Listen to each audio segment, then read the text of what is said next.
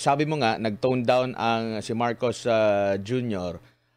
Pero parang ang pumalit sa kanya itong si Yusek Claire, no? Nakikita mo ba na kabilang ito sa pamamaraan nila na ang tagapitik ay hindi direkta ang mismong Pangulo, parang shock absorber na mangyayari itong communications natin? Alam mo, Admar, hindi kasi naman talaga nakilala si Pangulong Marcos na bastos magsalita. No? Hindi siya nagmumura, di ba? Hindi katulad ni Duterte, yun nga ang combination. Pero makikita mo na nung sumagot si Presidente Duterte nung kanilang kick-off rally, hindi na niya sinagot eh. Sinabi niya, klarado, kung gusto niyo doon sa kabila, doon kayo. Pero kung gusto niyo sa amin, ito ang aming mga plataforma, dito kayo. Yun ang esensya ng demokrasya. Since hindi tayo nasanay sa isang Marcos na butangero, nangyari yan nung unang araw ng kampanya. Butangero siya. Sumunod, pangatlo, butangero siya. Tapos siguro may nagkuha na, hindi mo naman yan, you are not known to be such. Kaya ang mga tao nagulat. Bakit siya ganun? Ano nangyari? Tapos nagkaroon siya na ngayon ng tagapagsalita na ganun din. Again, I will raise the issue. Si Yusek Castro tumatayo sa entablado ng gobyerno. Philippine Communications Office, PCO. Undersecretary ka. Binabayaran ka ng taong bayan. Hindi para maging butangera. Para mag-explain ng programa ng Pangulo kung ano nang nagawa sa mga problema natin. Pero nakita natin, simula nang siya'y ninumbrahan, abay talagang left and right. Ngayon, masusustain ba nila ito?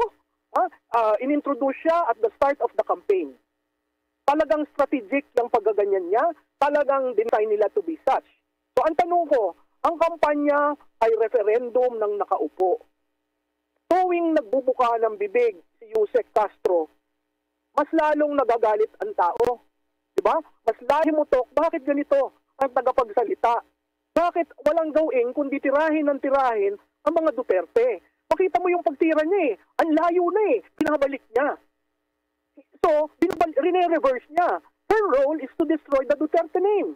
It is not even to add up to the accomplishment of the President. Hindi bumabalik. Hindi sinasabi na, alam po nyo, kaya nung inaugural, ito ang plano niya. Walang ganon. It's all a contrasting message at tirahin ang mga Duterte. Tingin ko yun ang pinakamalakas na kampanya na gagawin para ang mga kandidato ni Presidente Duterte at ni Vice Presidente Duterte ay mailagay sa posisyon. Prof, meron ding nakapansin, no?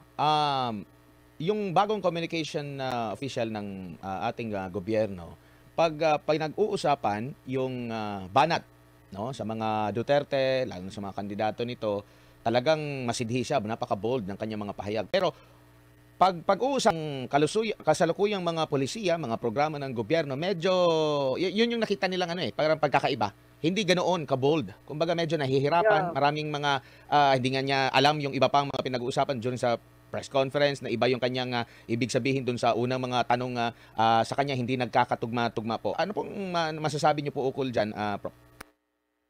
Alam mo, Adma, parang naghanap ang palasyo ng attack dog. Nakita nila kay Yusek Claire, no? Nakakalungkot dahil babae ang ginagamit para pumutak na ganyan. Alam mo, ang dapat siguro tingnan niya, merong ilang kaso na nasa Korte Suprema na kailangan mapaliwanag sa taong bayan. Ang PhilHealth nagkaroon ng oral arguments pero wala siyang sinasabi. Kinumandaran ng doon sa GAA, yun kailangan nilang i-explain. So paano nila ipipivot yun? Si Duterte na naman ang may kasalanan?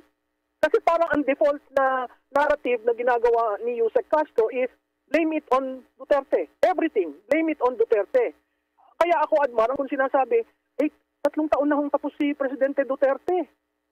Bakit lahat ng problema on your 3rd year pinapato mo sa datihang presidente? Hindi ba respeto na yun sa datihang presidente na nagserbisyo ka ng taus-puso ng 6 na taon? Nakita natin yan nangyari kay Presidente, the late President Benigno Aquino, tira ng tira kay GMA.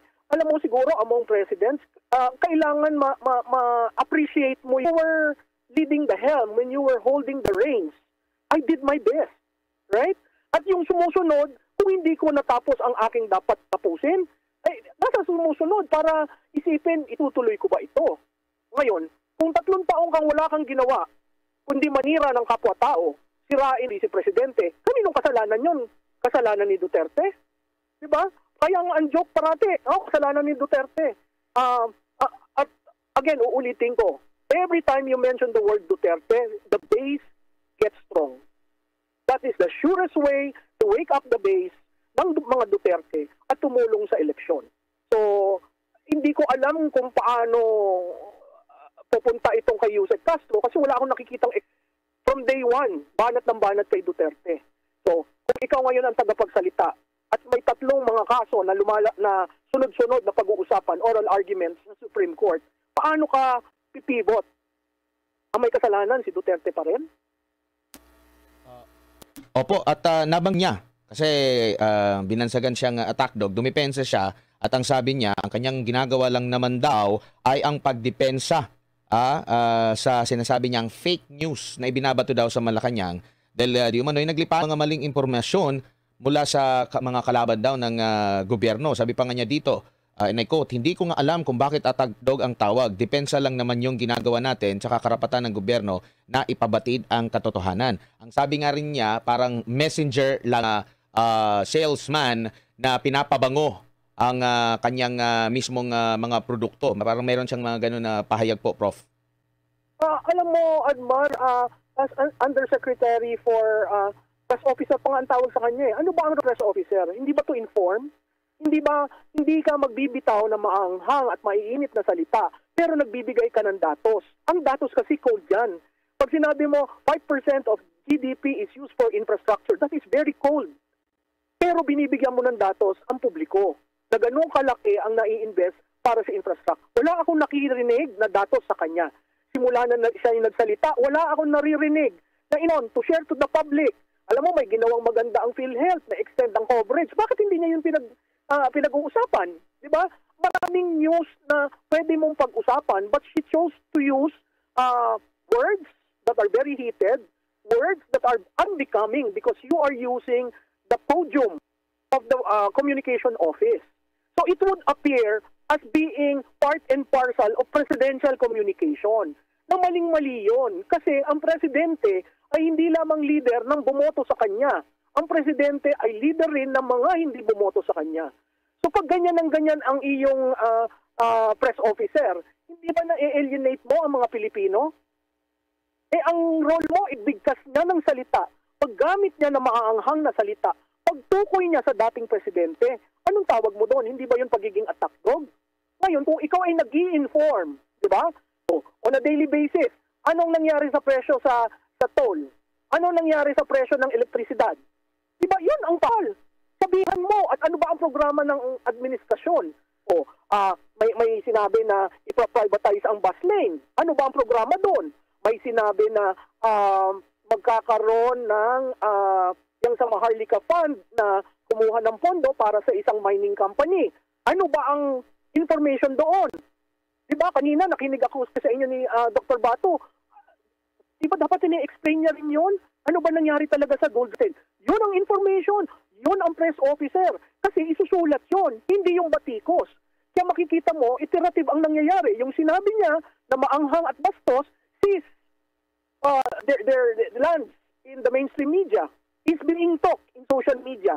Is that a way of trying to create information so that the office of the president is heard in terms of problems and solutions? Alam mo, hindi ko alam kung siya ay communications person, pero napakahalaga nun. Kasi yung sender at receiver sa maingay na panahon ng kampanya ay lalong gumugulo dahil sa kanya. Opo, no, pati itong pagsagot niya ngayong araw lang din na ito, kaugnay doon sa tanong about sa K-12 program, yung medyo yung kanyang sagot din ay yun nga, hindi tumbok, hindi alam yung mismong laman, parang hindi naiintindihan ng ating mga kababayan kaya nagiging viral ito ngayon na babanggit natin na patungkol sa pag-atake dito sa mga Duterte. Medyo doon siya napaka-bold pero pagdating sa pinag-uusapan na yung mga programa na dapat i-implement ng pamahalaan, medyo doon meron tayong mga nakikitang problema din, Prof, no? And isa pa dyan, meron din siyang panayam na nagkomento din siya kaugnay dito sa proseso ng impeachment na pinuna rin siya ni Senate President Escudero. Nabanggit niya kasi minsan na kung majority daw na gustong umpisahan yung impeachment trial, mas maigi daw na makipag-ugnayan na sa presidente, sila na yung mga request. So meron na siyang ganyan na mga pahayag na hindi naman yata niya kabilang sa kanyang mga trabaho kasi separate din naman po yung kanyang personal na opinion sa kanyang trabaho. At nabanggit nga ni Senate President Escudero na patawarin na lang siya. Bago lang siya at baka excited. Nakaligtaan lang siguro niya na tagapagsalita ng Pangulo. Duda ako na yung mga sinabi niyang ilan ay galing mismo sa Pangulo. At sinagot naman niya ito ngayong araw na ito, March 3, sabi niya kahit hindi pa po tayo nagkakasala at hindi ko pa po alam kung ano yung nagawa nating mali ay patatawarin na niya tayo. Aminado po ako, excited ako every second of my life dahil mayroon po tayong task or obligasyon na dapat gawin para sa taong bayan at para sa bansa, Prof. Alam mo, Admar, sa tingin ko yung mga komento niya mataas sa pay grade niya. Una. Pangalawa, paano na lang kung yung ibang cabinet secretary ay hindi nag-agree sa sinasabi niya? Pangatlo, lalong palubog ng palubog ang ating Pangulo. Kung meron kang ganitong spokesperson, sa tingin ko, this is bad governance. Napakahirap i-explain ang programa ng bawat Pangulo, ng bawat administrasyon. Kailangan maging kalmado ka, kailangan maging precise ka, kailangan na pag-aralan mo. Kaya ako nga sinasabing attack dog siya eh. Kasi, sige, yan ang pinabili ng suka. Na walang gawin kundi kumuda ng kumuda na hindi nag-aaral.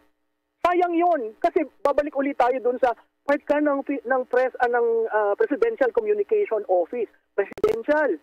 So, you should at least be... Ngayon, kung ang role mo ay umatake ng umatake, edi ilipat ka as spokesperson sa campaign team. Huwag sa Office of the President. Bigyan natin ng kahalagahan ng Office of the President. Kasi meron diyang institusyon at meron diyang presidente. Ngayon, kung ikaw ay ganyan at ikaw ay kinuha para bumanat ng bumanat, sa tingin ko dapat hindi ka nasa Presidential Communication Office. Kasi ang taong bayan, tuwi siyang bubukan ng bibig. Ang iniisip, si Pangulo, ganito magsalita. Pangalawa, parang hindi naman ganyan si Pangulo. Pangatlo, lumiwanag ba ang gustong sabihin ni Pangulo? So sino ang lumulubog tuwing si Undersecretary Castro ay nagsasalita? Kasi kita mo yung sinabi ni Senate President, no? Excited. Which means you have to calm your nerves and study.